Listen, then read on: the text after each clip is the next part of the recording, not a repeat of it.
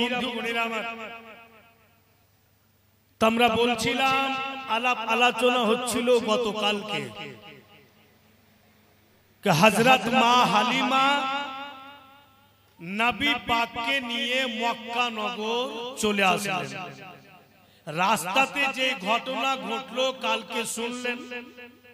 এবার যখন আব্দুল মুত্তালিবের বাড়ির নিকটে গিয়েছে মা হালিমা, তো নবী মুস্তাফার জিস্ম মুবারকের খুশবু পাওয়া যায়।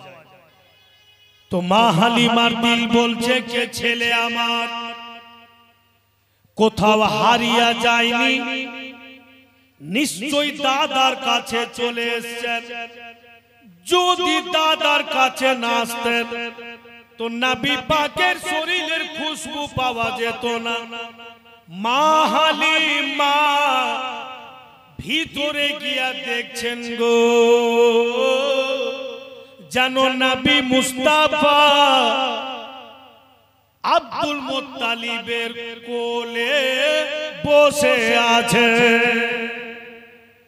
দাদার কোলে পোতা বসে আছে।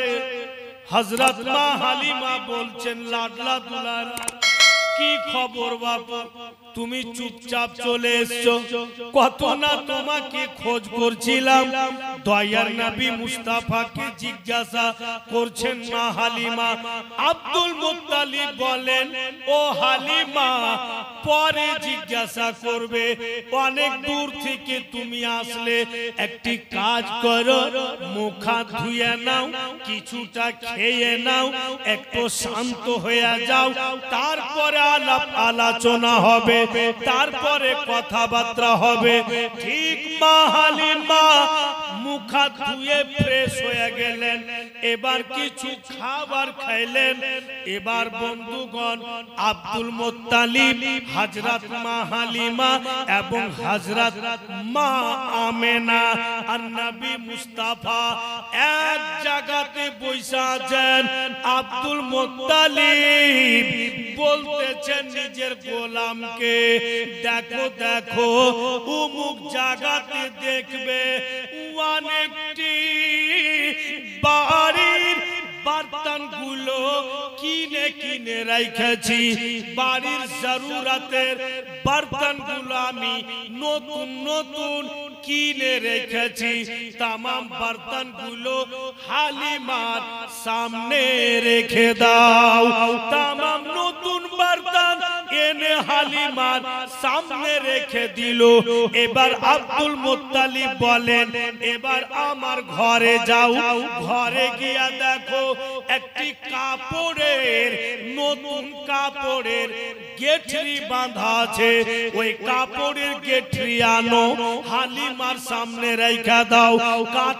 কাপড়ের গেঠরি আনলে মা হালিমার সামনে রেখে দেওয়া হলো।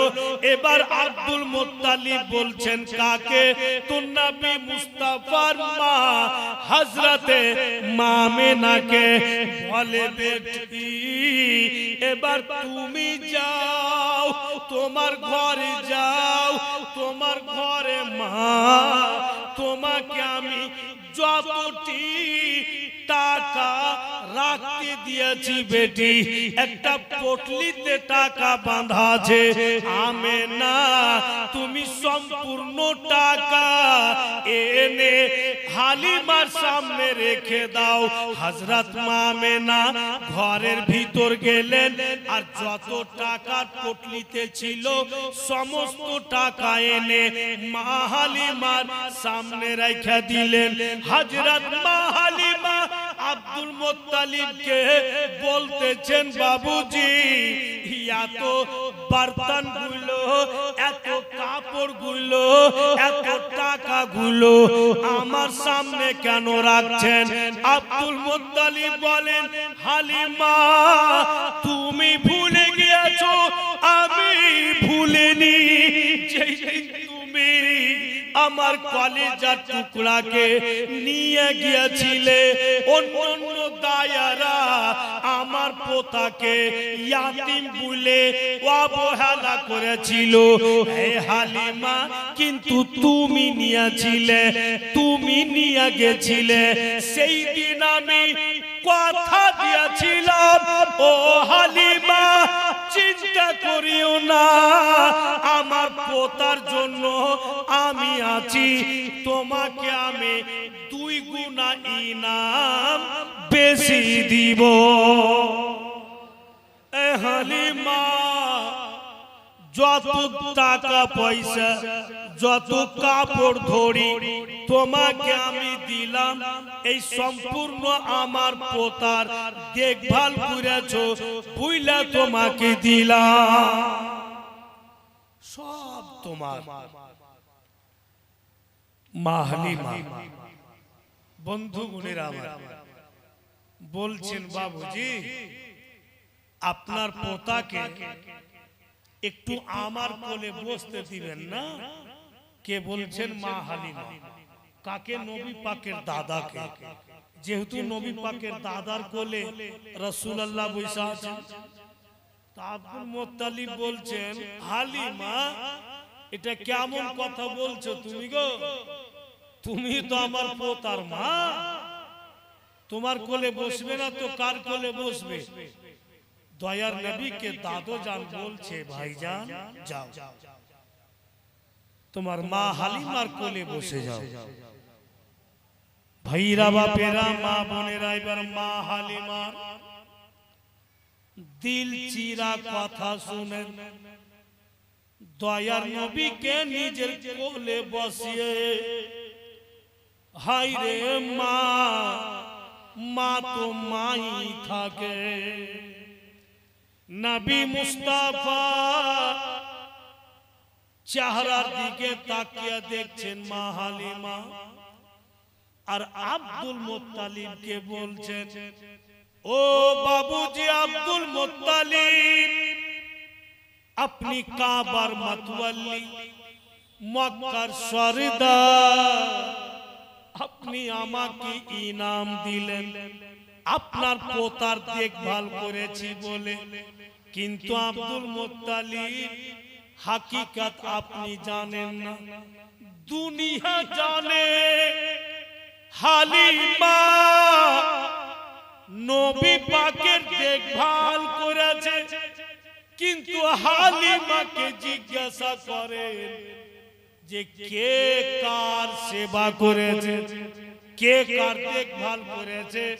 তো হযরত মা হালিমা আব্দুল মুত্তালিবকে বলছেন, বাবুজি আমি আপনার পোতার দেখভাল করতে পারিনি, উল্টা আপনার পোতা আমারই দেখভাল করেছে, আমারই দেখভাল করেছে আপনার পোতা। ও আব্দুল মুত্তালিব, আমি কি খাবো, আমার স্বামী কি খাবে, আমার ছেলে মাসরুদ কি খাবে, আমরা থাকবো কোন জায়গাতে, আমাদের বাড়ি ঘর খাওয়া দাওয়া সম্পূর্ণ জিনিস আপনার পোতা আমরাকে দিয়ে চলে এসেছে, আর কিছুরির প্রয়োজন নাই। তাই যতটা ইনাম আপনি আমাকে দিলেন, যেমন মাসরুদ আমার বেটা, আপনার পোতাও আমার বেটা, তাই সম্পূর্ণ ইনাম আপনারই পোতার নামে রেখে দিলাম। মা হালিমা টোটাল ইনাম নবী পাকের নামই রেখে দিলেন। তো মা হালিমা বলছেন নবী পাককে, বাপুরে ভুলে যাইস না বেটা, যখন যখন আমি স্মরণ করব, তোমাকে ইয়াদ করব, ভুলে যাইও না বাবা। দয়ার নবী মুস্তাফা বলছেন, মা একদম চিন্তা করিয়েন, আপনি যখন কোন সমস্যায় পড়ে যাবেন, আপনার এই লালকে আপনি ইয়াদ করে নিয়েন, আমার ইয়াদে মা আপনার সমস্যার সমাধান। নবী মুস্তাফা বললেন হযরত মা হালিমাকে।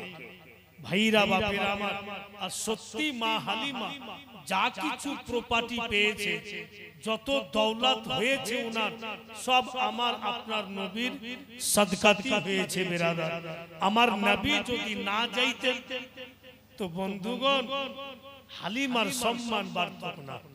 আমার নবীকে যদি না নিয়ে যেত তো মা হালিমাকে দুনিয়ার লোক চিনত না। রাসূলুল্লাহর সঙ্গে সম্পর্ক লাগাতে মা হালিমার সম্পর্ক মানে সম্মান বেড়ে গেল। আচ্ছা বলেন, সবাই তো জানছেন যে এই পারটা হচ্ছে বাঙ্গাল আর ওই পার হচ্ছে গঙ্গার ঝাড়খণ্ড। তো রাজমহলে আপনি লঞ্চে উঠবেন তো বাপু নদীর পানি এত কাছে, কারণ যে লঞ্চে এক এক মার্তাবা 9 খান করে লরি চাপছে। আপনার ওই 14 চাকিয়া হোক 16 চাকিয়া হোক লরি 9 পিস করে বড় লঞ্চটাতে একবার চাপছে। আর ওই লঞ্চে লোকও থাকছে।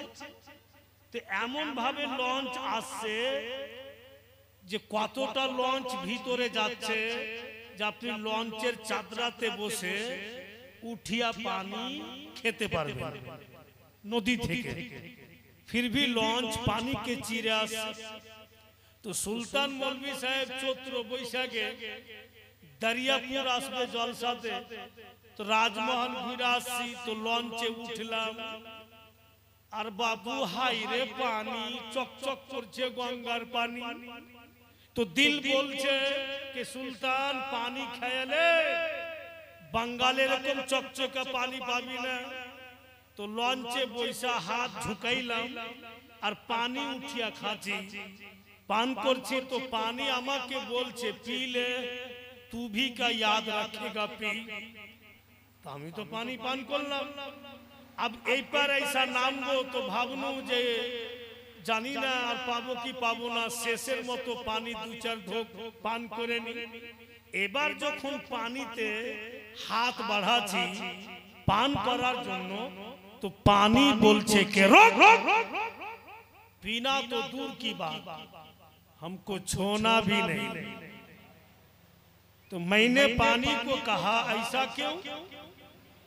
मैंने तो एक मर्तबा तुमको पिया, तू तो खुश होकर बोला कि पी ले, तू भी क्या याद रखेगा। अब मैं तुमको पी रहा हूं तो रुकावट क्यों बनते हो? तो पानी बोलছে कि हाँ, उस वक्त तूने मुझको पिया, कोई दाम नहीं था, लेकिन अब मैं दाम वाला बन गया हूं, मेरी कीमत लग चुकी है। एक ग्वाल आया था और दूध के हारी में मुझको भी मिला दिया।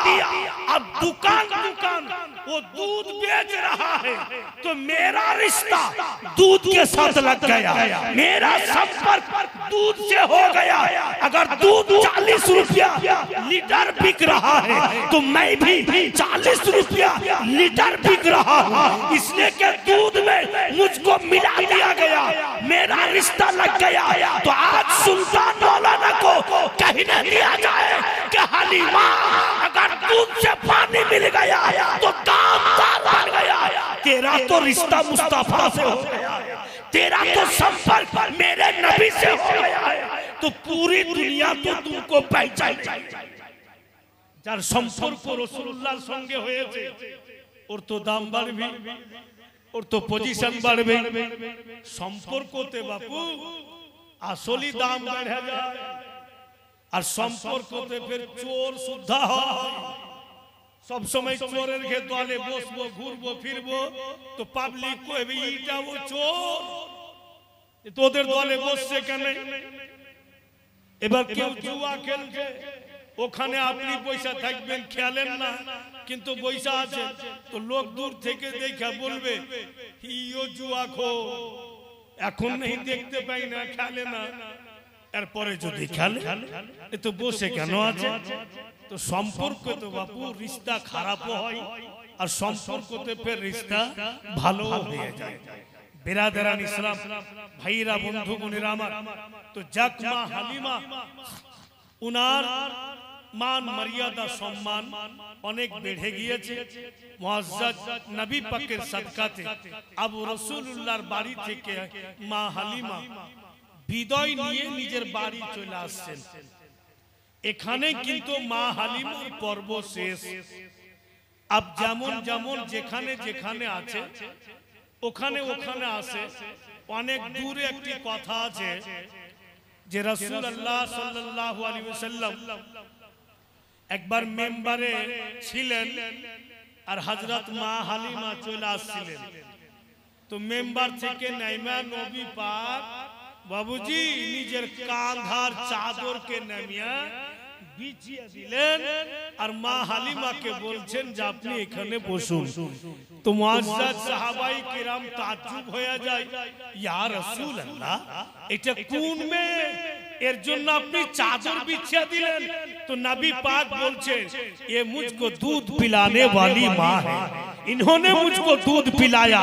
तो मुआज़्ज़ाज़ इसमें बात साफ हो गया, अगर दूध पिलाने वाली माँ अगर मुस्तफा से मुलाकात करने जाए तो अपने कांधे का चादर जमीन पे बिछा दे।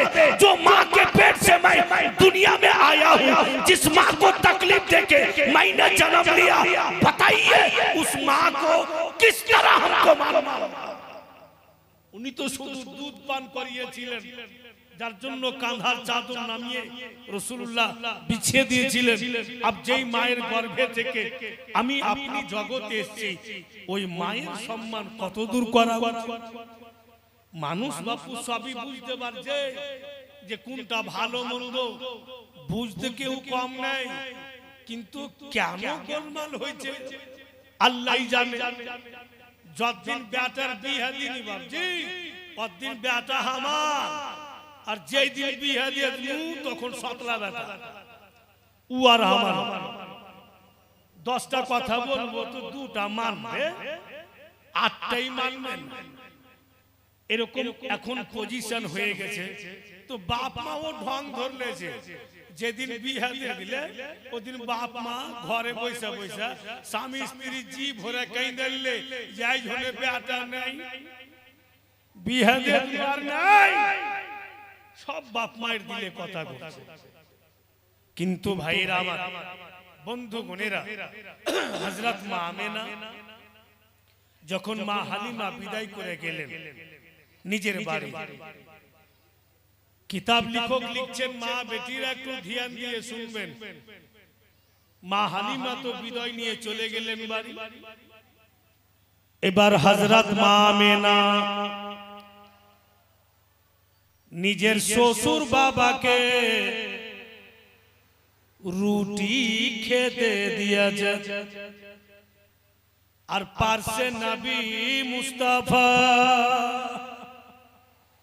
দাদা পোতা পার্সা পার্সি বৈশা আছে।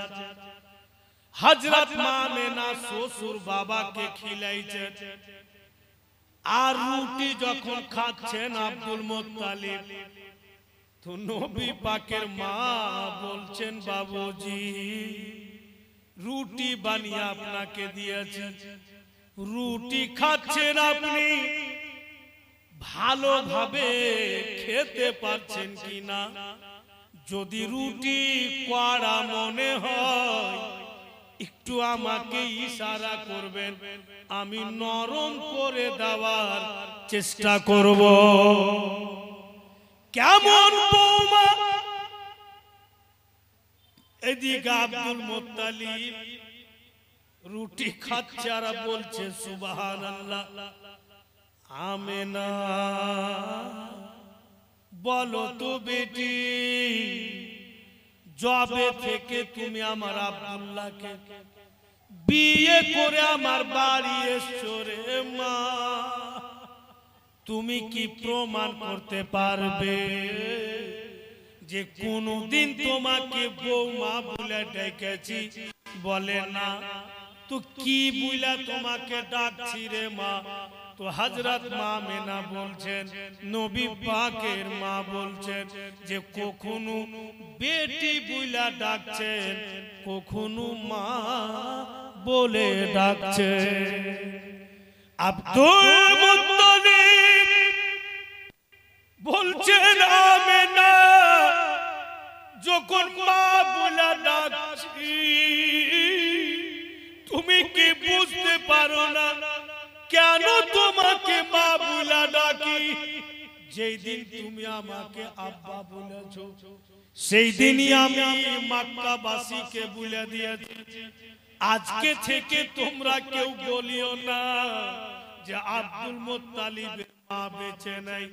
আমার মাকে যদি দেখতে চাও আমার আমেনাকে দেখে না।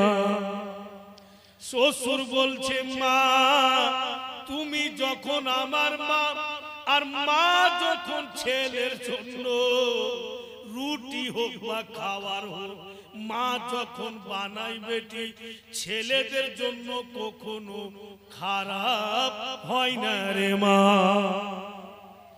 আব্দুল মুত্তালিব যেমনই বলেছে হযরত আমেনার দোনো চোখে পানি।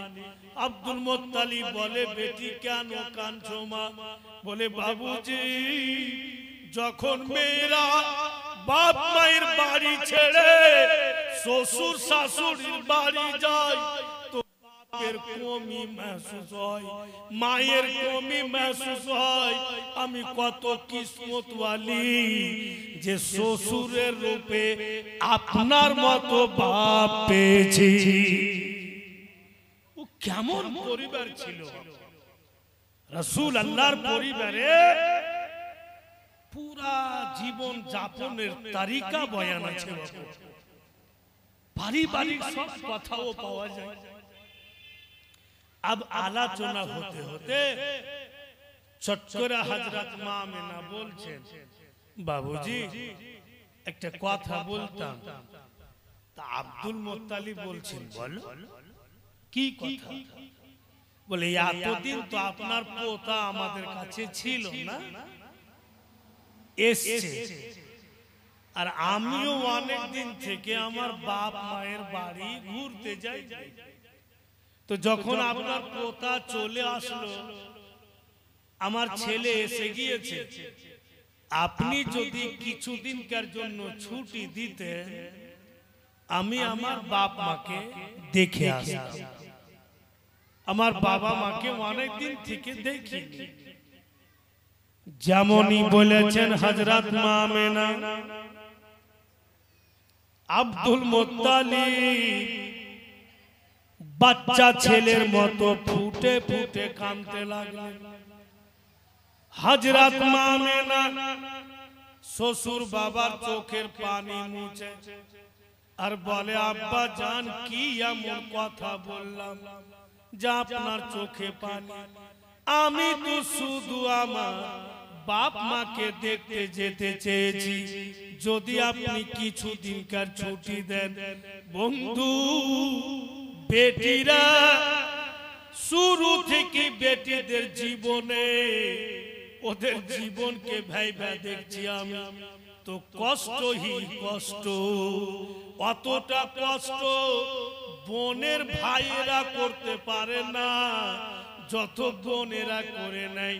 আপনা আপনা আত্মাতে হাত রেখে বলুন সুলতান মৌলভী সাহেব জন্ম নিলাম আমার বোনও জন্ম নিয়েছে, দোনো ভাই বোন মানুষ হইলাম। আমি কিন্তু 7 বোনের ভাই। মৌলানা তাইমুর সাহেবের 7 বেটি বেরাদার। হাইরে বোনেরা যখন বাড়ি যাব তো বিছানা ওরাই করবে, বাড়ি যাব জামা কাপড় ওরাই ধুয়ে দিবে, আর যখন ওদের বিয়ে দিব তো পরের বাড়ি যাবে তবুও কাজ করবে। ওদের কোনো জায়গাতে ছুটি নাই। তো হযরত মা আমেনা বলছেন বাপকে তো দেখতে চেয়েছিলাম, আপনি কেন কাঁদলেন আমি বুঝতে পারলাম না। আব্দুল মুত্তালিব হযরত মা আমেনাকে বলছে আমেনা শোনো মা তুমি আমার কাছে বসো। তো শ্বশুরের কাছে বসলেন হযরত মা আমেনা। বাবুজি বলে তুমি বুঝতে পারোনি আমেনা,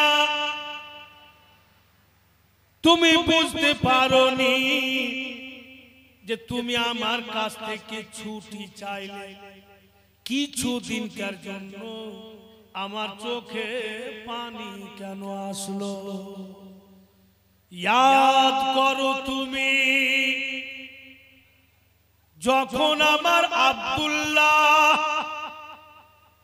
বিজনেসে যাওয়ার জন্য আমার কাছ থেকে ছুটি নিয়েছিল, আমার তো 10 বেটারে মা, কিন্তু সব চাইতে আমি আমার আব্দুল্লাহকে ভালোবাসি।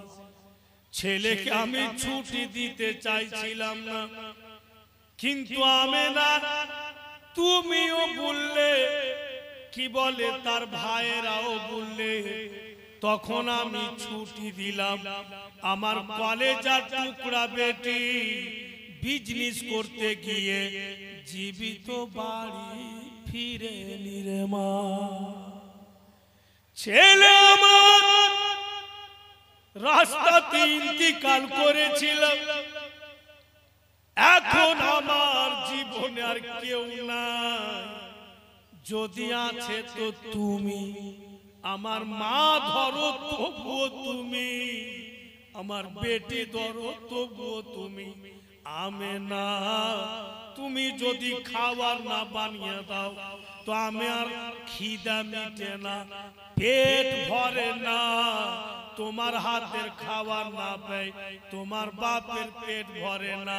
আজকে তুমি আমার কাছ থেকে তোমার বাবা মায়ের বাড়ি যাবে বইলা তুমি ছুটি চাইলে, তাই আমার হুট করে দিল বইলা উঠলো আমার আব্দুল্লাহর মতো আমেনাও যদি জীবিত না ফিরে এই বৃদ্ধর জীবন কেমন কাটবে?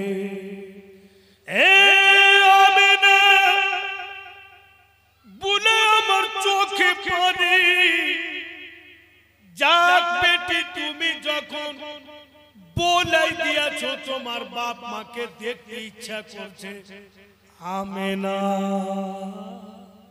যাও বেটি, আমি তোমাকে 1 সপ্তাহ ছুটি দিলাম। 8 দিন থাকবে, ওর চাইতে বেশি থাকিও না মা। 8 দিনকার ছুটি দিলে আব্দুল মুত্তালিব বলেন কেটা কেটা যাবে রে মা? হযরত আমেনা বলেন যে আমি যাব, আপনার পোতাকে সঙ্গে নিব, আমার ছেলেকে আর আমাদের দাসী উম্মে আইমানকে নিয়ে যাব। বলে হযরত আব্দুল্লাহর একটা দাসী বাড়ির কামকাজ করত, যার নাম উম্মে আইমান, ওকে সঙ্গে করে আমরা 3 জন যাব। তখন আব্দুল মুত্তালিব বলেন ঠিক আছে চল, তোমরাকে একটু আগিয়ে দি। আগিয়ে দিল। আর ফির আব্দুল মুত্তালিব নবী পাককে বলছে, ভাই আমেনা শুধু তোমার মা, সে কথা নয়, আমেনা আমারও মা, ভাই জলদি ফিরবে। এই বইলা কিন্তু পোতাকে, বৌমাকে, দাসীকে বিদায় করে দিলেন। মক্কা আর মদিনার বর্ডারে নবী পাকের নানার বাড়ি। উনার নানার নাম কিতাবে লিখছে ওয়াহিব বিন জাহরি, মানে ওয়াহিবের বেটা জাহরি। তো ওয়াহিব বিন জাহরির বাড়ি যাচ্ছেন হযরত মা আমেনা। আর যেমনই বাপু বাপের দেশে গিয়েছে, যারই বাবা নজর পড়ছে নবী পাকের উপরে, সেই কিন্তু বলছে আমেনা একদিন আমার বাড়িতে দাওয়াত নিয়ে নাও। ফের অন্য কে বলছে আমেনা বেটি তুমি তো আসোই না, এসছো বাবা তো তোমার নুরানি ছেলেকে নিয়ে একদিন আমার বাড়িতে দাওয়াত নিয়ে নাও। সবাই কিন্তু বাপু দাওয়াত করতে লাগলো। যেই কেউ নবী পাকের চেহারা দেখছে সেই কিন্তু বলছে আমেনা একদিনকার জন্য আমার বাড়িতে তোমার লালকে রাখো, তোমার লাল যেমন চমকিছে আমার বাড়িও তেমন চমকিবে। সবাই কিন্তু দাওয়াত করতে লাগে। ভাইরা আমার, বন্ধু বোনেরা আমার, আমার নবী এমনই যে সবাই কিন্তু দেখে দেখে দাওয়াত করতেছে। ভুলেই বেরাদার, এই জন্য তো আমরা অহরহ বাংলা ভাষাতে নবী পাকের শানে গুনগুন করে গাই আর বলি। কারণ বেরাদার, আমার আকা মাওলার তারিফ করতে করতে আমাদের জিন্দেগি শেষ হয়ে যাবে, কিন্তু রাসূলুল্লাহর তারিফ শেষ হবে না। আকা মাওলার জীবন বয়ান করতে করতে সুলতান মৌলভী 36 বার মরবে আর জন্মবে, কিন্তু রাসূলুল্লাহর জিন্দেগি শেষ হবে না। উনার প্রত্যেক কথাই শোনার মতো। বলি বেরাদারান ইসলাম, কি সুন্দর ভাষাতে নবী পাকের শানে, এই জন্য বলেছে বেরাদার বাংলা ভাষাতে, যেন বুঝতে অসুবিধা না হয়, তাই বাংলা ভাষাতে বলছে कि नूर नबी जी मर्तबा नाई गो सीमाना, नाई गो सीमाना, नूर नबी जी मर्तबा नाई गो सीमाना, नाई गो सीमाना। सारा जगत खूजे देखो, सारा जगत खूजे देखो, सभी तर दीवाना, नूर नबीजीर मर्तबार नाई गो सीमाना, नाई गो सीमाना। পুরোটা বলবো, জোরে বলুন ইয়া রাসূলুল্লাহ।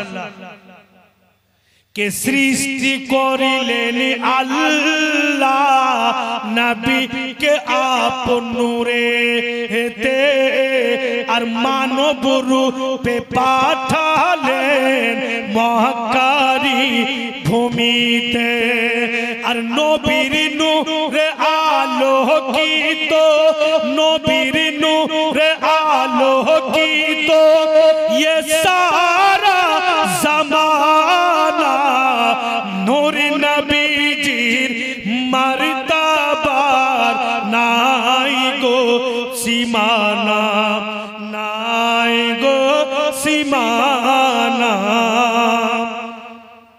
मेघ छाया करे रोद ना लागे गाए, আর পাথর কোলে মম হয় ব্যথা না দেয় পায়ে। মেঘ ছায়া করে রোদ না লাগে গায়ে, পাথর কোলে মম হয় ব্যথা না দেয় পায়ে। আর ডুবা সূর্য ফিরে আসে, ডুবা সূর্য ফিরে আসে, চাকু হয় চাঁদের সিনা, নূর নবীজির মর্তবার নাই গো সীমানা, নাই গো সীমানা।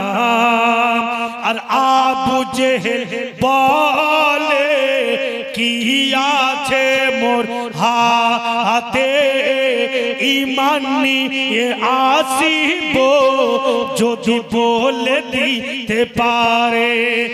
আবু জেহেল বলে কি আছে মোর হাতে, ঈমান নিয়ে আসিব যদি বলে দিতে পারে। আর পাথরি হাতে কলমা পড়ে, পাথরি হাতে কলমা পড়ে, দাই নবীর ঠিকানা, নূর নবীজির মর্তবার নাই গো সীমানা, নাই গো সীমানা। সারা জগৎ খুঁজে দেখো, সবই তার দিওয়ানা,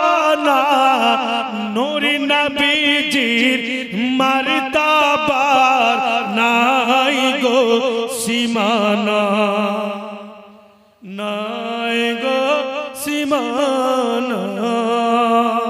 একবার দরুদ পাক পড়ুন, আল্লাহুম্মা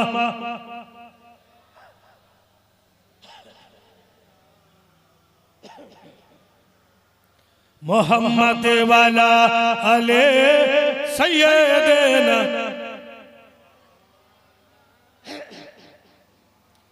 ভাইরা বাপিরা মা বোনেরা, হঠাৎ করে উম্মে আইমান হযরত আব্দুল্লাহর দাসী হযরত মামেনাকে বলছেন, আমেনা গো, কদিনকার ছুটি নিয়ে এসছো, কদিনকার ছুটি নিয়ে এসছো। নবী পাকের মা বলছেন 1 সপ্তাহ 8 দিনকার ছুটি নিয়ে এসেছি। উম্মে আইমান বলছেন, আমেনা তুমি কি দিন গণতি করেছো যে আজকে কয় দিন হইল মক্কা নগর ছাড়া? হযরত মামেনা বলেন, আমি দিন গণতি করিনি। আজকে এর দাওয়াত, কালকে ওর দাওয়াত, আর করির দাওয়াত, এই দাওয়াত নিতে নিতে কদিন যে কাটলো আমি গণতি করি নাই। উম্মে আইমান বলছেন, আমেনা তুমি গণতি করনি, কিন্তু আমি গণতি করেছি। মক্কা নগর ছাড়াকে আমাদের কদিন কাটলো, কিন্তু আমেনা তোমার ভয়ে আমি তোমাকে বলতে পারিনি। হযরত মামেনা বলতেছেন, আইমান তুমি যখন দিন গণতি করেছো একটু বলো মক্কা নগর ছাড়া কদিন কাটলো? উম্মে আইমান বলছেন, আমেনা আজকে মক্কা নগর ছাড়াকে পূর্ণ 30 দিন কাটলো। 1 সপ্তাহর ছুটি নিয়ে গেছে আর 30 দিন কেটে গেল, 1 মাস। হযরত মামেনা বলছেন, আইমান আর লেট করতে হবে না, কাপড় ধরি বেঁধে নাও, চলো মক্কা নগর চলে যাই। ওয়াহিদ বিন জাহরি বলছে, বেটি আমেনা আর কিছুদিন থাকবে না মা? 1 মাস থাকলো তবু বাপ মায়ের দিল ভরে না।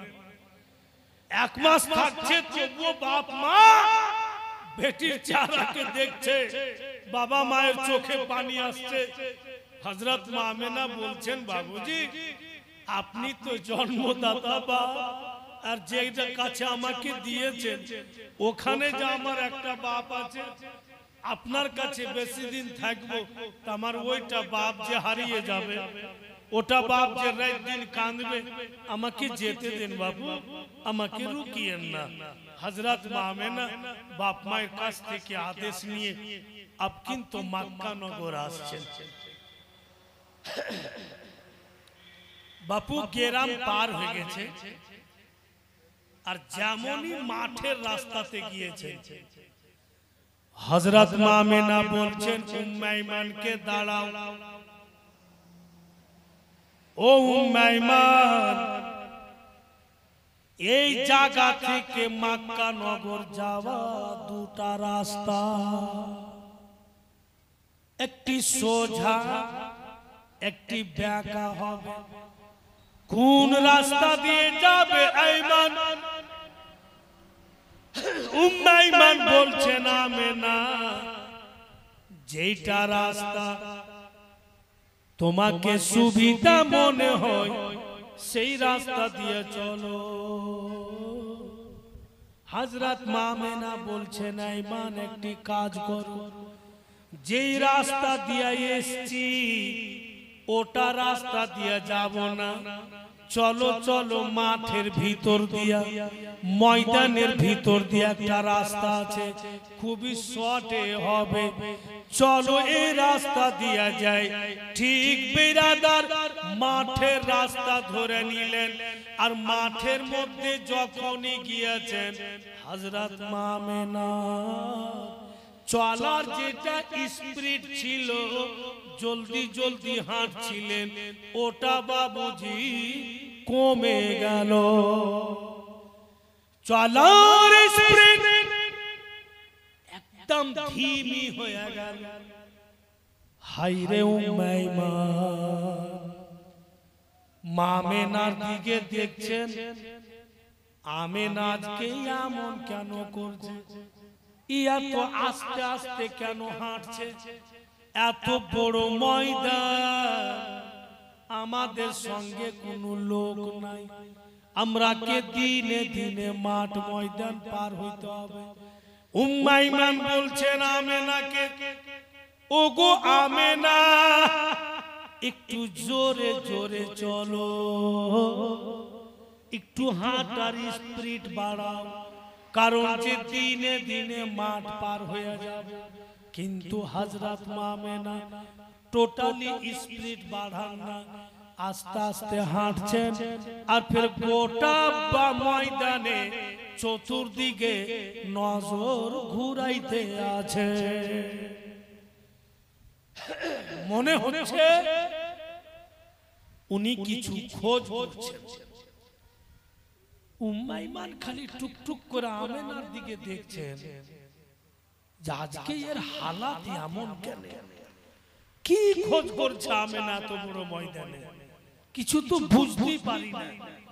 হযরত মা আমেনা নজর ঘুরাতে ঘুরাতে, বেরাদারান ইসলাম ভাইরা বাপেরা আমার, বন্ধু বোনেরা, উনার চোখের সামনে একটি গাছ পড়ল। আর যেমনই গাছকে দেখেছেন উনি, হযরত মা আমেনা গাছের কাছে গিয়ে আর গাছ তলার মাটি উঠিয়ে হযরত মা আমেনা নাকে লাগা। গাছ তলার মাটি উঠিয়ে সুঙ্ঘে দেখছে, বলতেছে উম্মে ঈমান এমন কেন করছো, মাটি সুঙ্ঘে কেন দেখছো।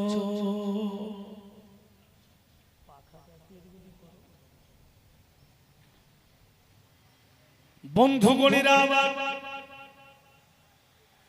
তখন হযরত মা আমেনা বলেন, এই উম্মে ঈমান আমার ছেলেকে আমার কোলে বসাও। দয়ার নবী মায়ের কোলে বসলেন, মায়ের চেহারাকে দেখছেন তো হযরত মা আমেনা দোনো চোখে পানি। নবী মুস্তাফা রহমতের উঙ্গলি উঠিয়ে মায়ের চোখের পানি মুছে, মা জননী এই মাঠের মধ্যে কেন কাঁদেন মা। হযরত মা আমেনা হাত উঠিয়ে বলছেন, বেটারে যেদিকে আমি উঙ্গলি উঠাচ্ছি বেটা, আমার উঙ্গলির দিকে সামনে দেখো তো বাপু, কিছু দেখতে পাচ্ছ? তো নবী মুস্তাফা দেখছেন মায়ের উঙ্গলির দিকে, তো কিছুটা দূরে বাপু মাটি উঁচু হয়ে আছে। হ্যাঁ মা, দেখতে পাচ্ছি যে মাটি উঁচু হয়ে আছে। হযরত মা আমেনা বলছেন, এই জন্য এই পথ দিয়ে আসলাম। এই লাডলা দুলারা, যে জায়গাতে মাটি উঁচু আছে বেটা, ওটাই হচ্ছে তোমার আব্বার কবর। বুঝলাম এই পথ দিয়ে আসলাম, বলা যায় না তোমার আব্বার কবর তোমাকে কেউ দেখাবে কিনা। বাপু তুমি দেখে নাও। আর এই গাছতলার মাটি এই জন্য শুয়েছিলাম, এই গাছতলাতে তোমার আব্বা বিজনেস করে ফিরার পথে বসেছিলেন। এখন পর্যন্ত তোমার আব্বার শরীরের খুশবু পাওয়া যায়। ভুলে যাইও না বেটা, মাঝে মাঝে তোমার আব্বার কবর জিয়ারত করবে। এবার হযরত মা মেনা নবী পাকের কপালে চুমা দিচ্ছেন। হায়রে মা, বেটার হাতে চুমা দিচ্ছে আর বলছে বাবু দু একটি কথা বলছি বেটা, খুব ধ্যান দিয়া শুনো। মক্কা নগরে যদি তোমার উপরে কেউ পাথর চালিয়ে দেয়, বাপু তুমি ঘুরিয়া পাথর মারিও না। যদি তোমাকে কেউ গালি দিয়া দেয়, তুমি ঘুরিয়া গালি দিও না, কারণ তোমার আব্বা দুনিয়াতে নাই। আর আমি বুঝতে পারছি বেটা, আমারও সময় শেষ। আজকে আমি বুঝতে পারছি যে তোমার দাদা কেন কেঁদেছিলে। হে লাডলা দুলারা, তুমি তো জানছো বাবু, তোমার দাদা আমি যদি খানা তৈরি না করে দিই তো পেট ভরে, আমি যদি বিছানা না করে দিই তোমার দাদাকে ঘুম আসে না। আমি বাবু আর জীবিত ফিরে যেতে পারবো না। আমার একটি পেগাম তোমার দাদাকে দিয়ে দিও। আমার এই খবর বেটা ওই বৃদ্ধ আব্দুল মুত্তালিবকে দিয়ে দিও, যেন তোমার মাকে তোমার দাদা দিল থেকে ক্ষমা করে দেয়। কারণ কখনো আমাকে বৌমা বলেনি, চিরদিন মা বেটি বলেছে। হায়রে উম্মে ঈমান বিশাল চিন্তায় পড়ে গেলেন। চট করে নবী পাককে টেনে আঁচলে ঢাইপা নিলেন। উম্মে ঈমান হযরত মা মেনা হযরত আব্দুল্লাহর মতো একবার উপরে দেখলেন, তারপরে নিচে নজর করলেন। উনার দেহ থেকে রূহ বেরিয়ে গেল। যেমনই রূহ বেরিয়েছে, হায়রে উম্মে ঈমান বলে পরওয়ারদিগার তুমি ঈমানের কোন পরীক্ষা নিচ্ছ? কোন আমার কাছে লোক নাই যে আমি মেয়ে মানুষ আমি কেমন করি, আমি আব্দুল মুত্তালিবকে সামলাবো না ছেলেকে সামলাবো না? ঈমান বলে যে আমি আমেনার দাফনের ব্যবস্থা কি করব? সুবহানাল্লাহ। আল্লাহ তাআলা দুই ফেরেশতাকে বলেন জলদি মানব রূপে নাজিল হয়ে যাও, ঈমানের কাছে যাও, আর তোমরা কাফন দাফনের ব্যবস্থা করে এসো। আল্লাহর হুকুমে দুইজন ফেরেশতা মানব রূপে আসলো, এসে বলছেন ওরে আল্লাহর বান্দি, চিন্তা করি আমেনার কাফন দাফনের ব্যবস্থা করে দিচ্ছি। ওই জামানাতে যা সিস্টেম ছিল ওই সিস্টেম মোতাবেক হযরত আব্দুল্লাহর কবর থেকে কিছুটা দূরে হযরত মা আমেনার কবর। अब उम्मे ईमान बापू नबी पाक के निये आकाई मक्का नगर जाच्छे। तखन नबी पाकेर बयस कत लिखছে কিতাবে 6 বছর মাত্র। 6 বছরের আকা মায়ের গর্ভে ছিলেন তো বাপকে হারিয়েছেন। আজকে 6 বছরের নবী আমার মাকে হারালেন। আমার নবীর মতো ইয়াতিম কে ছিল? আকা মাওলাকে নিয়ে যাচ্ছে ফিরে।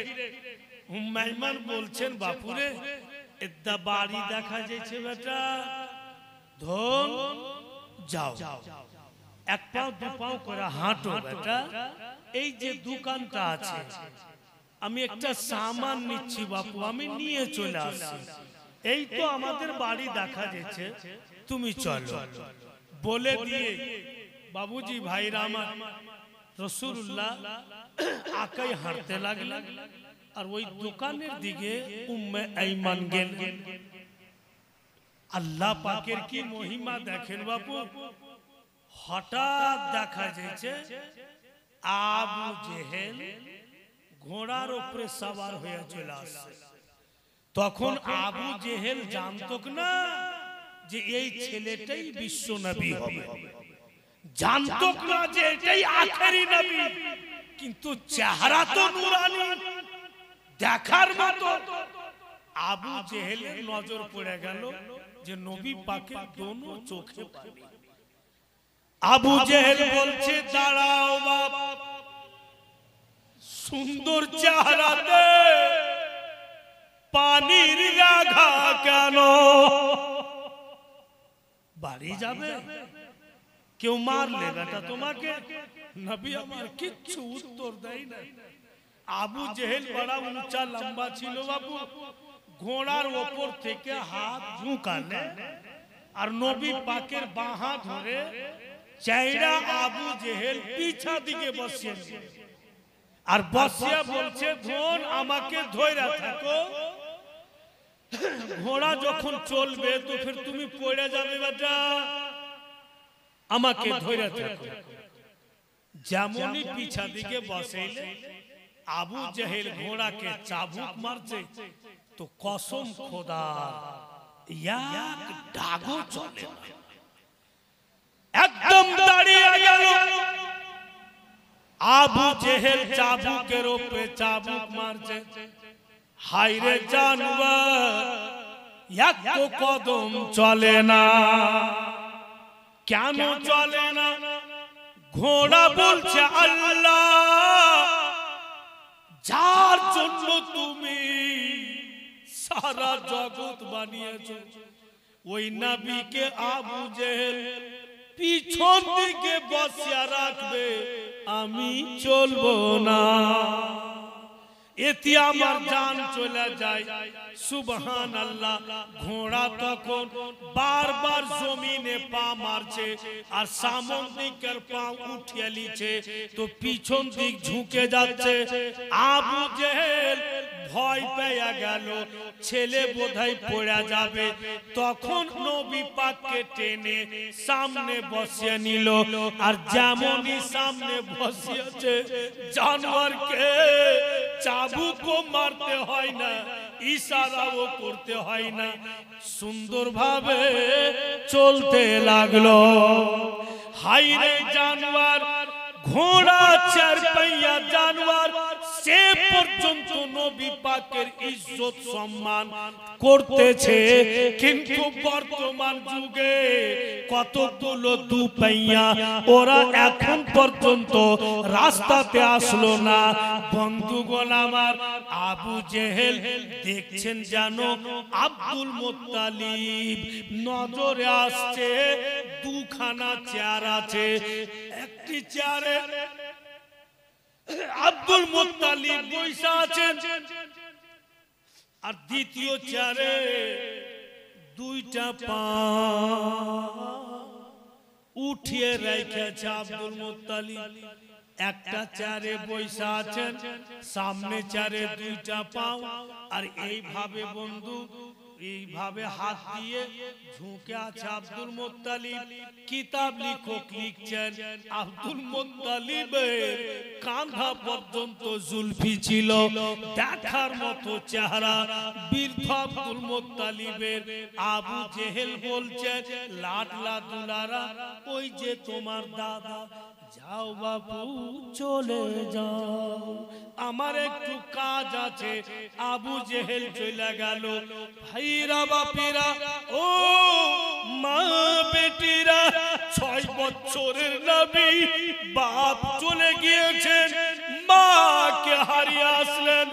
দো জাহানের নবী দাদার কাছে গিয়ে দেখছেন মাথার চুল এলো মেলো হয়ে আছে, দাদার দোনো চোখের পানি এত বেরিয়েছে।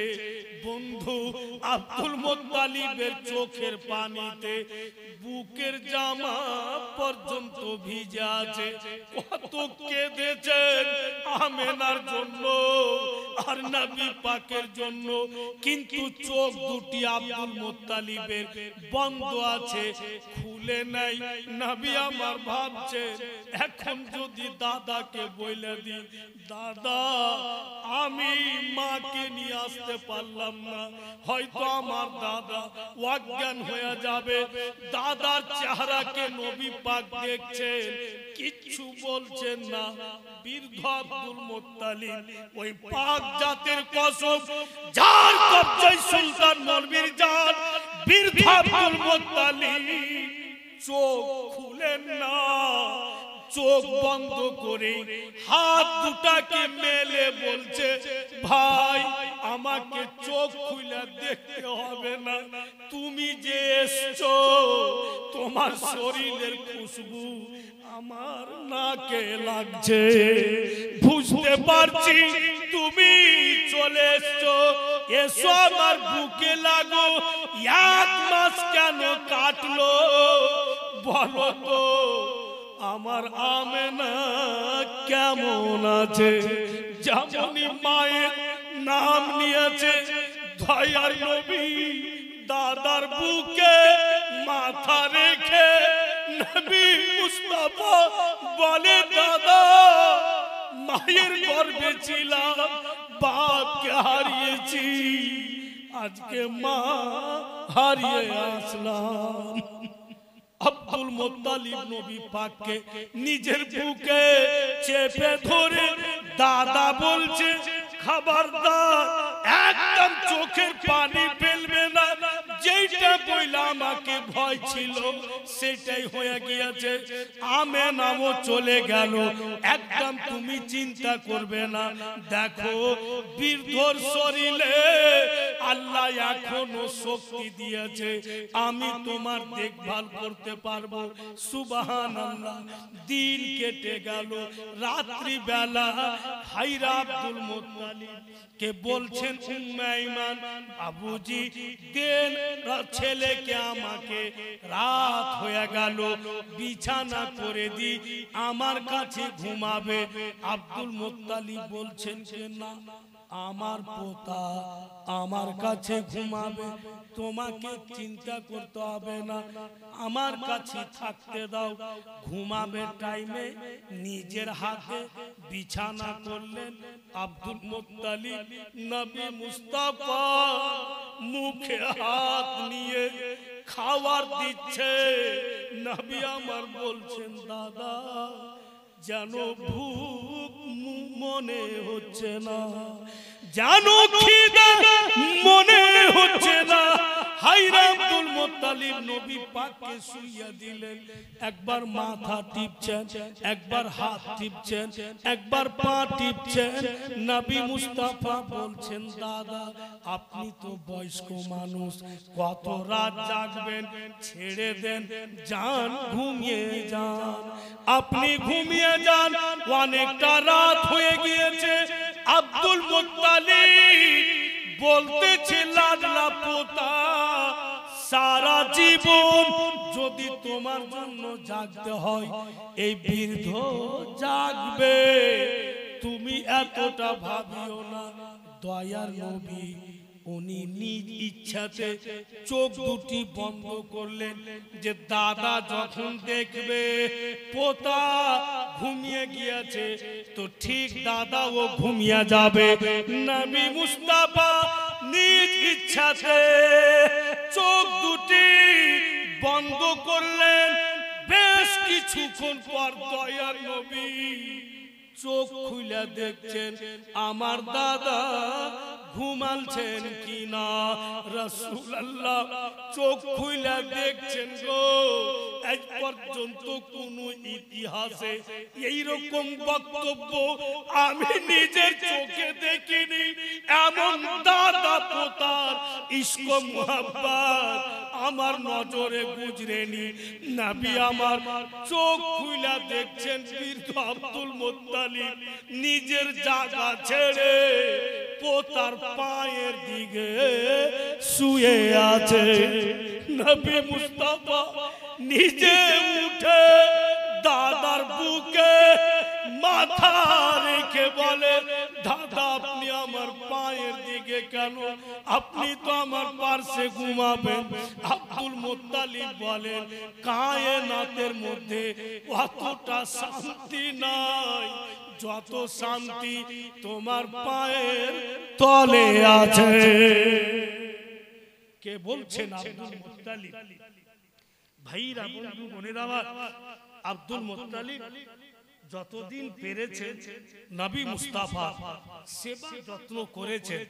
কিতাব লেখক লিখছেন যে সকালবেলা দাদা পোতা বিছানা থেকে উঠলেন তো রাসূলুল্লাহর দোনোটা চোখ বাপু একদম লাল, কঠিন। তো আব্দুল মুত্তালিব বলছেন, ভাই তোমার চোখে কি ব্যথা হয়েছে? বলে হ্যাঁ। মুআজ্জাজ অনেকেই ভাববে যে রাসূলুল্লাহর চোখে ব্যথা কি করে হলো, একটু আগে চলুন তো সব বুঝে নেবেন। মুআজ্জাজ দোনো চোখ লাল। তো আব্দুল মুত্তালিব বলছেন, ভাই তুমি চিন্তা করিও না, নবী পাককে বলছেন যে চলো, আমার এমনই একটা বন্ধু আছে যে আসমানি কিতাবের আলিম, তাওরাত ও জাবুরের আলিম, অনেক ওষুধ বড়ি দিচ্ছে আয়ুর্বেদিক, ওর কাছে যাব, তোমার জন্য ওষুধ নিয়ে তোমার চোখে লাগিয়ে দিব, ব্যথাও দূরে যাবে আর লাল পান মিটে যাবে। এবার দাদা পোতা হাত ধরে বাপু বেরিয়ে গেল। গিয়া দেখছে যেই বন্ধুর বাড়ি আব্দুল মুত্তালিব গেলেন নবী পাককে নিয়ে, ঘরের ভিতর থেকে দরওয়াজা বন্ধ। আপনি যে কোন লোকের বাড়ি যাবেন, যদি ঘরের ভিতর থেকে দরওয়াজা বন্ধ থাকে, আপনি এটাই ভাববেন যে ভিতরে লোক আছে, বন্ধ করে রেখেছে। তো আব্দুল মুত্তালিব মুস্কি মেরা হাসছেন আর নবী পাককে বলছেন, ভাই ভিতরে লোক আছে, ভিতর থেকে দরওয়াজা বন্ধ আছে, আমি আওয়াজ দিচ্ছি। আব্দুল মুত্তালিব আওয়াজ দিচ্ছেন, ও ভাই রাহিব, বাড়িতে আছেন কি? একটু বেরিয়ে আসেন। ভিতর থেকে কোনো আওয়াজ আসে না আর দরওয়াজাও খুলে না।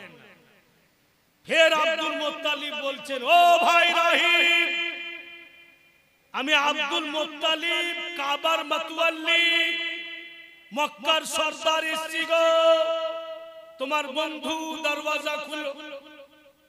দরওয়াজাও খুলে না আর ভিতর থেকে কোনো আওয়াজও আসছে না। ভিতরে কি রাহিব নেই?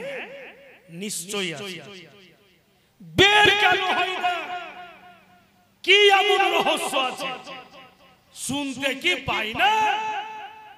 যখন বাপু আব্দুল মুত্তালিব আওয়াজ দেয়, তখন ওই রাহিব আসমানি কিতাব জাবুর শরীফ পড়িছে, জাবুর শরীফকে তেলাওয়াত করছে আর এমন বয়ান করছে ওই রাহিব যে বিশ্ব নবীর নাম কি হবে ওই কিতাবে পড়ছে, নবী পাক দেখতে কেমন হবে ওই কিতাবে পড়ছে, নবী পাকের বলি কেমন হবে ওই কিতাবে পড়ছে, নবী পাকের চোখ কেমন হবে ওই কিতাবে পড়ছে।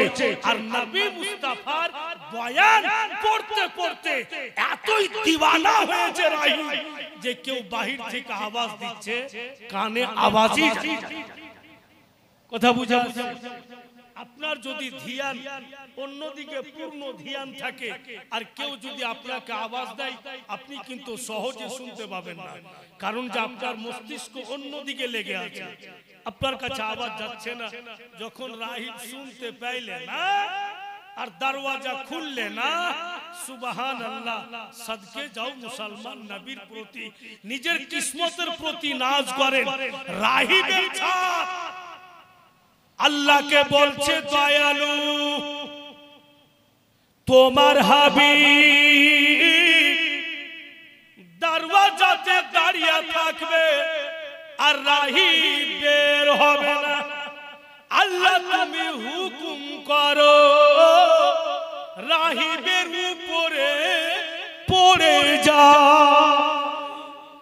রাহিবের ছাত বলছে আল্লাহকে, আল্লাহ তুমি হুকুম করো রাহিবের উপরে পড়ে যাই और किस्सा तमाम করে দিই। বাহিরে নবী পাক থাকবে, বের হবে না।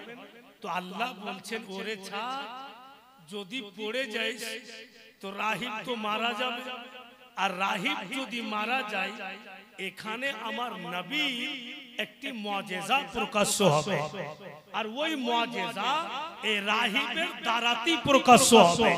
একে যদি মেরে দেওয়া হয় তো মুআজিজায়ে রাসূল কি করে প্রকাশ্য হবে? বলে ছাড়, তোমাকে পড়তে হবে না, তুমি এক কাজ করো, ঝুঁকতে ঝুঁকতে রাহিবের মাথাতে কট করে লেগে যাও, আর ফের উপরে উঠো, ফের নিচে নামো, এমনি 2-4 বার করো, নিজেই ভাইগে যাবে ঘর থেকে, যে আমার জান চলে যাবে। এবার রাহিব বাপু কিতাব পড়ছে আর ছাদ কিন্তু নেমে আসছে, এইসা ওর মাথায় ঠেকেছে। তো মাথায় কি ঠেকলো? তো হাত তো উঠেছে, তো হাত উঠেছে তো লেগে যাচ্ছে হাত, দেখছে তো ছাদ, আর যেমনই দেখেছে ফের ছাদ বাপু উপরে উঠছে, ওর জিন্দেগি ভালো থাকবে, কোনো ভিলো থাকবে। আমার এখনো মনে আছে 2012 সালে ঘন ঘন ভূমিকম্প, বেশিক্ষণ না, হালকা হালকা করে কিন্তু হতো খুব। তখন আমি সারদহ মিস্ত্রি পাড়াতে জীবনী বলছিলাম। তো সকাল 11টার দিকে আমরা বাজার গেছি, একটা বেঞ্চে আমি একাই বসে আছি, আর একটা বেঞ্চে 3টা মৌলভী সাহেব। তো বেরাদার ওখানে আমরা বসে আছি, তো ওই মৌলভী সাহেব 3টা বলছে যে রাত্রে লাগছে, খুবই বইকেছেন 2-4 ঘন্টা। আমি কেন গো? বলে বেঞ্চ সহজে হিলছে, ওয়ার্কে দিকে দেখছি তো ওরাও হিলছে, তোমরাও যে হিলছো, সবটা লোক দেখছি।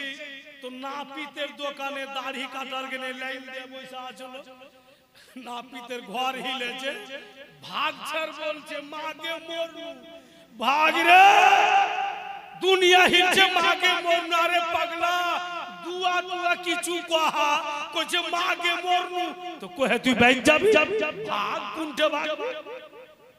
এমন মুসলমান যে মুখ থেকে একটি দুয়ার শব্দ বের হয় না, বলছে মাগে মরু, উপায় তো একটু সামান্য হিলল তো তাহাস নাহাস শুরু হয়ে গেল। আর রাহিবের ছাতে বাপু ছাদ ঝুঁকছে, ওর মাথায় লাগছে, আর ফের উপরে উঠছে। তো রাহিবের হালাতটা কি হবে? ও জানের ভয়ে চট করে দরওয়াজা খুলে আর বেরিয়ে চলে আসছে।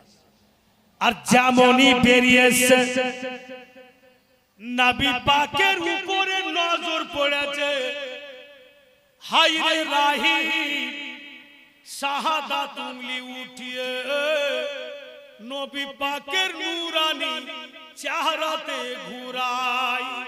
আব্দুল মুত্তালিব বলেন, ও রাহিব 3 মারতাবা ডাক দিলাম, তবুও বের হচ্ছিল না, কোন রকম বের হলে তো কিচ্ছু বলছো না, জিজ্ঞাসাও করছো না, আমার পোতার চেহারাতে উঙ্গলি কেন ঘুরাও? রাহিব বলে, ওরে আব্দুল মুত্তালিব, ছেলেটাকে বলে আমার পোতা। বলে কি কারণে এসছো? বলো তো ছেলেটার নাম কি? বলে মুহাম্মদ। বলে এবার বলো কি কাজে এসছো? বলে আমার পোতার চোখ দুটি লাল, একদম ব্যথা করে, এর কোনো ওষুধ আছে কিনা?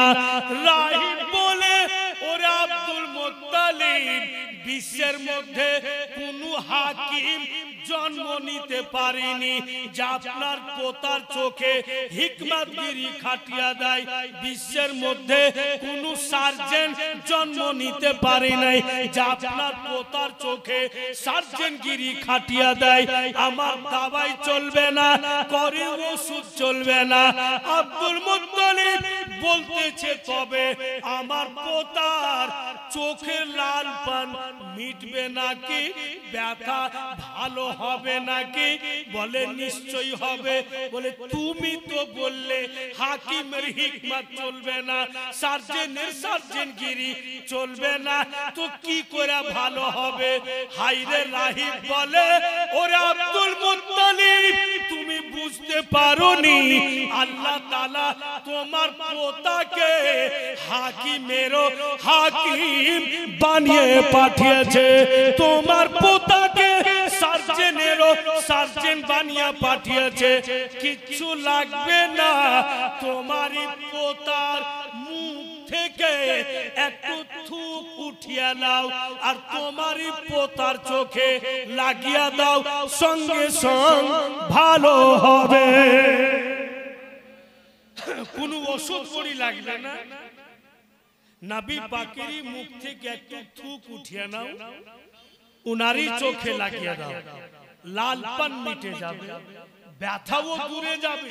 কি বুঝা গেল? যে আমার আপনার নবীর থুক মুবারক বিমারির দাওয়া। উনার যদি থুকের এত মার্তবা হয় তো সর্ব শরীরের কত মার্তবা। ভাইরা বাপেরা আমার, আমরা এসেছি এখানে বসে আছি, নবী পাকের জিন্দেগি শুনছি। ভাইরা বাপেরা আমার, এই অবস্থায় যদি আমাদের মওত হয়ে যায় তো বাবুজি পিছনকার কোনো গুনাহ দেখা হবে না, এই বাজমে রাসূলের সওয়াব দেখা হবে, এখানকার নেকি দেখা হবে। আজকের এই মাজমাতে ভাইরা বাপেরা আমার, আমি চাইবো যে আমরা যতকে এসেছি আপনা আপনা আহলে খানদানের নামে আমরা দোয়া করাবো। ভাইরা বাপেরা, বন্ধু বোনেরা, তাই আপনাদের কাছে আমার রিকোয়েস্ট হবে, আজকে যে সিরনি হবে, ফাতিহা হবে, তো ফাতিহাতে শরীক হওয়ার জন্য তাবাররুকে শরীক হবেন। তাই তাবাররুক মনে করে মুআজ্জাজ এমন কোন জওয়ান ছেলে আছে যে ওর মা বেঁচে আছে, ফির ভি 100 টাকা দিবে যে মৌলভী সাহেব আমি দোয়া নিব আমার মাকে যেন আল্লাহ ভালো রাখে, আমি মায়ের দুধ পান করে এসেছি, আমার মাকে যেন আল্লাহ সুস্থ রাখে। আজকে নবীর স্টেজে সিরনিতে আমি শামিল হচ্ছি 100টা টাকা দিয়ে। এই 100 টাকা যার মা চলে গেছে কবরে, আপনি এই মনে করে দেন যেন মাকে আল্লাহ জান্নাতবাসী করে, আর করির মা বেঁচে আছে এই মনে করে দেন যেন আল্লাহ তার মাকে ভালো রাখে। এই 100 টাকার জন্য 500 দুটোটাই আপনি কি নাম মঈনুদ্দিন সাহেব দেখেন 600 টাকা দান করেছেন, সুবহানাল্লাহ মাশাআল্লাহ। সিরনিতে শামিল হওয়ার জন্য দেখবো মুআজ্জাজ ভাইরা বাপেরা আমার, কি হবে গো আপনার 100 টাকাতে আপনার জিন্দেগি শেষ হয়ে যাবে না, বরং আপনি এর চাইতে অনেক লাভবান হয়ে যাবেন। যেমন একজন 600 দিয়ে দিলে, কেউ যদি এর চাইতে বেশি দেয় তাও দিতে পারে, লাখো রোজগার করছে। আর সিরনি তো অনেক আমরা করি বানাই। তাই ভাইরা মা বোনেরা, আজকে শেষ রাত্রে অবশ্যই কিছু দিবে, তোমরা নিবে না, আমি যাব না, হয়তো এটাই তো আমি যাচ্ছি।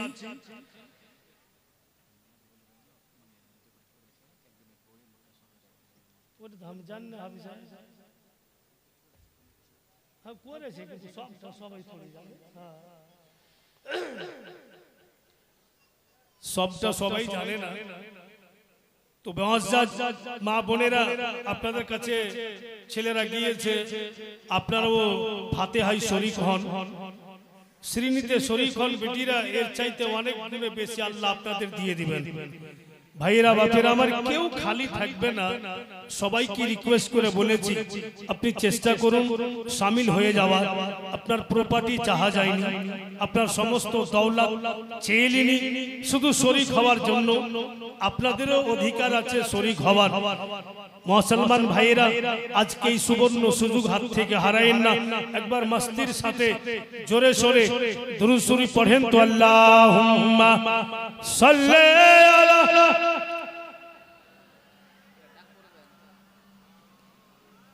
মুহাম্মদ ওয়ালা আলে সাইয়্যিদিনা সাল্লাল্লাহু তাআলা সাল্লাম। আমি লক্ষ সালাম জানাই নবী তোমার কদমে, শান্তি সুদা আছে নবী তোমার কদমে। আমি লক্ষ সালাম জানাই নবী তোমার কদমে, শান্তি সুধা আছে নবী তোমার কদমে। আমি লক্ষ সালাম ওই মেরাজের পবিত্র রাতে জিবরাইল আসিলেন নিয়ে বুরাক সাথে, জিবরাইল আসিলেন নিয়ে বুরাক সাথে। স্বয়ং জিবরাইল দেয় চুমা নবীর কদমে, স্বয়ং জিবরাইল দেয় চুমা নবীর কদমে। শান্তি সুধা আছে নবী তোমার কদমে। আমি লক্ষ সালাম ওই কিয়ামতের দিন হবে বড়ই যে কঠিন, পাপ পুণ্যের বিচার খোদা করিবেন সেই দিন। কিয়ামতের দিন হবে বড়ই যে কঠিন, পাপ পুণ্যের বিচার খোদা করিবেন সেই দিন, পাপ পুণ্যের বিচার খোদা করিবেন সেই দিন। সেই দিনেতে জায়গা দিও তোমার কদমে ইয়া রাসূলুল্লাহ, সেই দিনেতে জায়গা দিও তোমার কদমে। শান্তি সুধা আছে নবী তোমার কদমে। আমি লক্ষ সালাম জানাই নবী তোমার কদমে, শান্তি সুধা আছে নবী তোমার কদমে। বলেছিলাম যে যতটা পারলেন দিয়ে শরীক হলেন ভাইরা বাপেরা আমার, যার যতটা শর্ত সবাইকে বলেছিলাম, আশা করি সবাই দিয়েছেন। আর এদিককার লোক কখনো কোনোদিন স্টেজ ফাঁকা রাখেনি বা কোনোদিন এইসব এলাকার লোকের কাছে কেউ কিছু বলে নিরাশ হয়নি, এটা আমার দীর্ঘ বিশ্বাস। তো যেই আধারে এইসব এলাকাতে আমরা ফাতিহা শিরনি করি, অন্যান্য এলাকাতে বাপু এইভাবে যোগ সব করে কিন্তু করানো যায় না। অন্যান্য এলাকার লোকেরাও খুব আপনাদের প্রশংসা করে, ইনারা যথেষ্ট ভাবে যে কোন পীর মুর্শিদের বা 12 রবিউল আউয়ালে শিরনি ফাতিহা করে। মুসলমান ভাইরা বাপেরা আমার, তবুও তো দরিয়াপুরের লোক গরিব হয়ে যায়নি, খেতে তো পাচ্ছে, সবই তো হচ্ছে, দ্বিতীয় আছে আর সব হতেই আছে। बोलছে না যে एक चवन्नी अगर सही रास्ते में खर्चा करोगे तो इंशाल्लाह तुमको जरूर रंग दिखाएगा। একটা চওয়ান্নি যদি সহি রাস্তাতে খরচা করি তো নিশ্চয়ই আমাকে রং দেখাবে। তো ভাইরা দিল বলছে, অনেক কিছু মায়ের ব্যাপারে বললাম, আর উচিত আছে উলামায়ে কেরামে যে মায়েদের জন্য ছেলেরাকে দিল খুলে কিছু বলে। কারণ যে মা বাপ এমন একটা প্রপার্টি, এমন একটা সম্পদ, জিন্দেগি ভোর ইহসানের বদলা আদায় করতে পারবো না, এত দামি। যার যে কথা কুরআনে এসেছে, তো জওয়ান ছেলেরা ভেবে দেখেছো যে বাপ মা কত দামি? তাই আপনারা এখানে যতটা আছেন, আমার নবী মুস্তাফা 12 তারিখে পৃথিবীর বুকে এসেছেন। তাই আমি দিল থেকে আমার পীর মুর্শিদের যদি নিগাহে করম হয়, হুজুর সৈয়দি মুর্শিদি মাসউদ আহমদ কলিমি চিশতি রহমাতুল্লাহি তাআলা আলাইহি যদি নিগাহে করম হয়, আর উনার নিগাহে করম অবশ্যই হবে, আর নিগাহে করম আছেই বলেই তো দরিয়াপুর একটা সৌন্দর্য ইউনিভার্সিটি চলছে। নিগাহে করম আছেই বলেই তো এখানে আলিমে দ্বীন হয়ে যাচ্ছে, নিগাহে কারাম আছে বলে তো এখান থেকে হাফিজে কোরআন হয়ে যাচ্ছে। কোথা থেকে ইলম হাসিল করেছো গো? তো দরিয়াপুর। কোথা থেকে হাফিজের দাস্তার নিয়েছো গো? তো দরিয়াপুর। এটা তো আমার পীর মুর্শিদ ফুলের বাগিচা তৈরি করে চলে গেছে। তাই বিরাদার, ওনার ইহসান আছে আমাদের উপরে। একটা কোন দিওয়ানা আছে গো যে হুজুর সৈয়দি মুর্শিদি মাসরুর আহমদ কালিমি চিশতি কে হুজুর আপনি আমাদের ইলমের জাখিরা দিয়ে গেছেন, আমরা এতে লাভ উঠাচ্ছি, আমরা ঈমান বাঁচাচ্ছি।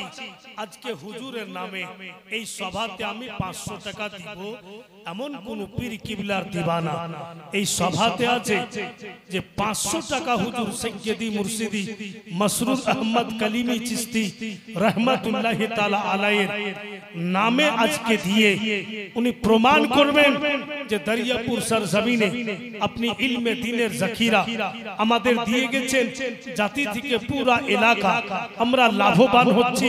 তো আজকে হুজুরের নামে খুশি হয়ে মাত্র